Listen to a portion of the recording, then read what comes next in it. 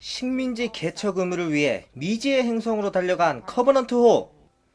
하지만 의문의 행성으로부터 알 수 없는 신호를 받게 되고 결국 그곳으로 향하게 되는데, 과연 그들에겐 어떤 일이 벌어질까? 에일리언 커버넌트입니다. 자, 안녕하세요 여러분, 필빠입니다. 에일리언 커버넌트 보고 왔습니다. 우선은 전체적으로 좀 총평을 해보자면 전편이었던 프로메테우스보다 훨씬 더 낫다. 그리고 리들리 스콧 감독의 신들린 수위 조절이 빛을 발했다. 요 정도로 좀 총평을 할 수 있습니다. 어쨌든 오늘도 스포일러를 최대한 자제하면서 에일리언 커버넌트에 대한 이야기를 해보도록 하겠습니다. 자, 우선은 우리가 기본적인 얘기부터 좀 하고 넘어가 보죠. 제가 프로메테우스를 안 봤는데 프로메테우스를 안 봐도 되나요? 아니면 프로메테우스를 안 보면 이야기를 이해하는데 큰 무리가 있을까요? 이런 분들이 좀 계실 것 같은데, 제 기준에서 봤을 때는 에일리언 커버넌트는 프로메테우스를 굳이 안 봐도 될 것 같다, 좀 그렇게 생각을 하고 있습니다. 우선은 우리가 좀 프로메테우스에 대한 얘기를 조금 해보죠. 엘리자베스라는 여주인공이 있었는데 이 친구가 결말 부분에서 어떤 의문을 파헤치기 위해서 인공지능 로봇 데이빗과 함께 다른 곳으로 떠나게 됩니다. 그리고 나서 영화가 끝이 납니다. 이 에일리언 커버넌트 같은 경우는 프로메테우스에서 10년 뒤의 일을 그립니다. 그리고 엘리자베스라는 인물은 대사나 장면을 통해서 좀 몇 번씩 이렇게 언급이 되는 수준이에요. 그렇기 때문에 전체적인 흐름을 파악하는 데 있어서는 프로메테우스를 굳이 볼 필요는 없을 것 같다. 하지만 그런 건 있습니다. 본 사람과 안 본 사람의 차이점은 확실히 있어요. 우선은 엘리자베스에 관련된 대사나 장면이 나올 때 약간은 좀 흠칫하죠. 그런 부분은 좀 당연한 것이고, 또 전편에서 데이빗 역을 맡았던 마이클 패스벤더가 이번 영화에서는 1인 2역으로 또 다른 인공지능 로봇 월터까지 맡으면서 약간의 이렇게 좀 복잡한 면이 있거든요. 그렇기 때문에 나는 사건의 인과관계를 좀 중요시 생각한다. 그리고 인물들이 왜 저렇게 움직이는지 좀 확실하게 자세하게 알고 싶다.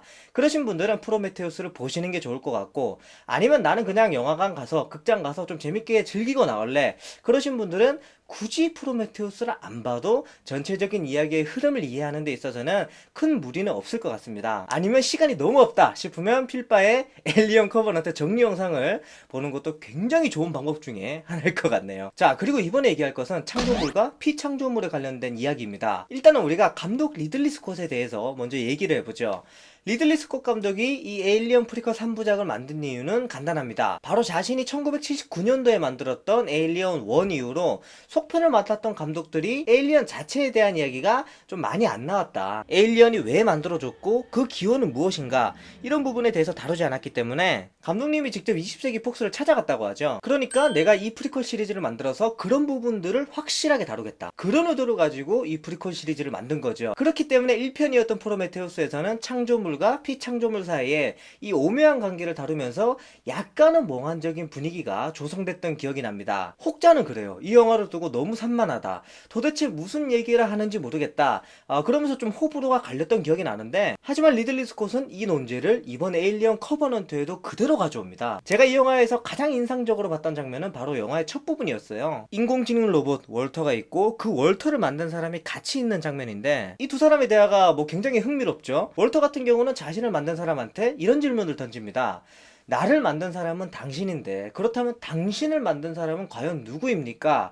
그런 질문을 던지는데, 이 창조주 같은 경우는 그 부분에 대해서 그렇게 크게 신경을 쓰지 않는 듯한 태도를 보입니다. 굉장히 아이러니한 부분이죠. 그러면서 이 분위기를 월터가 스스로 눈치를 채고, 내가 앞으로에 있어서 이런 것들을 스스로 좀 깨달아 가야겠구나, 좀 스스로 알아가야겠구나, 그런 생각을 가지게 되고 영화도 본격적으로 시작이 됩니다. 이 장면에 대한 이야기를 조금 더 하고 싶지만 그러면 좀 스포일러가 될 것 같아서 여기까지만 해야 될 것 같은데, 리들리 스콧 감독은 그랬던 것 같아요. 내가 이 에일리언 커버넌트에서 하고 싶은 이야기를 이 짧은 프롤로그를 통해서 미리 보여주겠다, 그런 의도로 이 장면을 넣은 것 같습니다. 제가 앞서서 프로메테우스보다 이번 영화가 더 낫다 그렇게 말씀드린 것은 간단해요. 프로메테우스 같은 경우는 이 떡밥을 너무 많이 뿌렸기 때문에 약간은 난잡한 면이 있었습니다.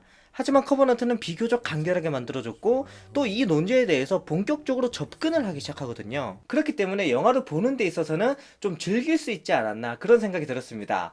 그렇다고 해서 리들리 스콧 감독의 스타일답게 답이 이렇게 막 주어지지는 않습니다. 주어지지는 않고 제가 봤을 때는 그냥 이 논제에 영화가 약간은 접근만 해주는 그런 식의 전개인 것 같아요. 그래서 여러분들도 영화를 보시면서 저 인물이 왜 저렇게 행동을 할 수밖에 없었을까? 그리고 저 친구는 왜 저런 선택을 했을까? 그런 부분에 대해서 좀 생각을 하시면서 영화를 관람하시면 조금 더 즐겁게 보실 수 있지 않을까 싶네요. 자, 그리고 이번에 다뤄볼 부분은요, 바로 수위 조절입니다. 사실은 전편 프로메테우스 같은 경우는 청소년 관람 불가 등급을 받았었죠. 그리고 이번 영화 같은 경우도 북미에서는 R 등급을 받았습니다.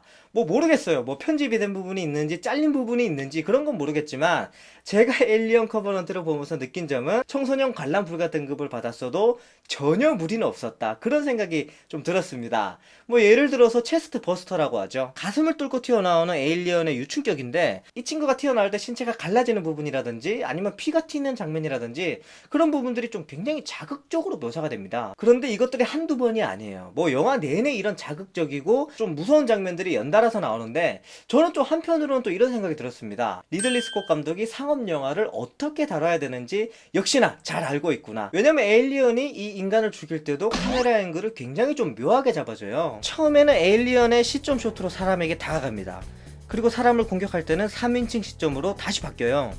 그리고 사람이 찢겨나갈 때는 다시 한번 쇼트가 바뀌는데 이때는 멀리서 찍는 부감 쇼트로 바뀝니다. 이런 식으로 공격자가 피해자를 발견했고 그리고 피해자를 공격하기 시작하고 마지막으로는 살해되는 장면까지 모두 다 다른 쇼트를 쓰면서 뭐 정말로 말 그대로 신들린 그런 수위 조절을 좀 보여줍니다. 혹시나 뭐 잔인한 영화를 좀 못 보는 편이다 그러시더라도 감독 자체가 이렇게 수위 조절을 좀 잘해주기 때문에 뭐 조금만 참고 보신다면 영화를 완주하는 데는 큰 무리가 없다, 이렇게 좀 볼 수가 있죠. 하지만 밤에 악몽을 꿀 수 있다, 그렇게 좀 정리를 할 수 있겠네요. 자, 여기까지 에일리언 커버넌트에 대한 이야기를 해봤습니다. 이 리뷰 영상을 통해서 여러분들이 영화 관람에 있어서 조금 더 즐기시길 바라고 또 즐거운 시간 보내시길 바랍니다. 저는 다음 영화 리뷰로 돌아오도록 하겠습니다.